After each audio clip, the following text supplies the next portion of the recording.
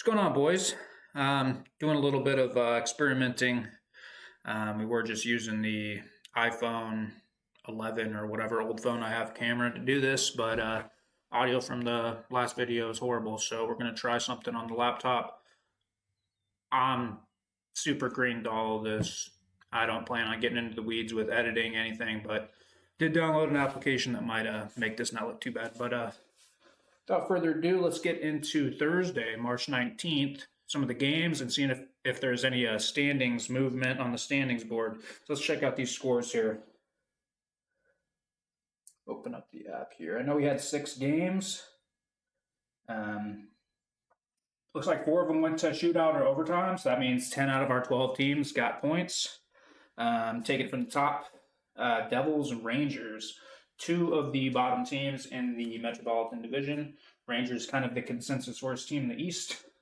New Jersey showed them. They beat them 6-3.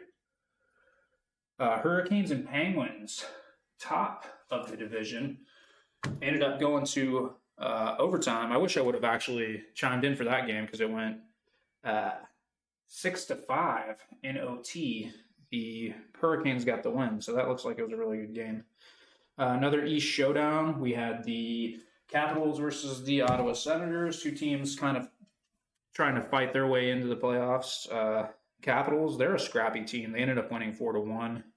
The 2 best teams in all of hockey, Colorado Avalanche and the Dallas Stars. Man, I was really looking forward to this. Was kind of a defensive game. It went to shootout, 2-1 game, but the Stars did prevail over the Avalanche, who I've been telling you guys, they're struggling. Like, they do have the best record in hockey still yet. Dallas has definitely closed the gap, but, man, the Avs have lost at least 3 in a row that I know of, and they are not the best team in hockey right now. Mathematically, maybe they are, but I would say they're maybe even outside the top 5 currently, which is crazy, but that's just how they're playing recently. All right, Blues and Flames, 2 lower tier teams here. Blues are actually really trying to fight their way in. They're only like 7 points back, I think, as of yesterday, but they ended up losing in a shootout to the Calgary Flames, they had a fire sale, no pun intended, at the deadline. They got rid of a bunch of guys, and they're out of contention. And the Blues at this point may as well be as well. And then finally, we had a East versus West showdown. The Philadelphia Flyers, they're hanging around, took on the Pacific leading Anaheim Ducks. And the Flyers actually got the win in overtime, 3-2. Ducks recently took over that division. Vegas Golden Knights had been leading for a long time, and their fall from grace is being celebrated by yours truly because I hate that team. But anyway, let's see if we had any movement in the standings. Loading up the app here just to see if there's anything. Start from the Pacific. Anaheim, 78 points still. Edmonton, 77. Vegas, 76. So tight race here. It's a tight race here as well.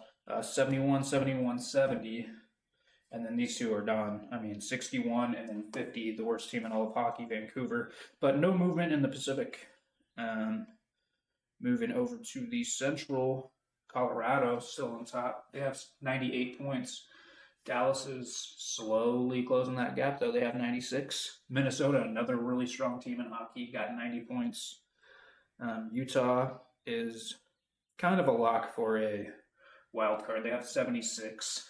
The final wild card is going to be contested heavily by these 3 teams here, and a little to a lesser extent of these 2 teams as well. Nashville and Winnipeg both have 69 and 67 points. So they're both, Nashville's only 2 points out of a playoff spot, and these guys are 4 points out. So they're all hanging around. St. Louis is only 6 points out, so they're still fighting and clawing. And Chicago's done. They got 62 points.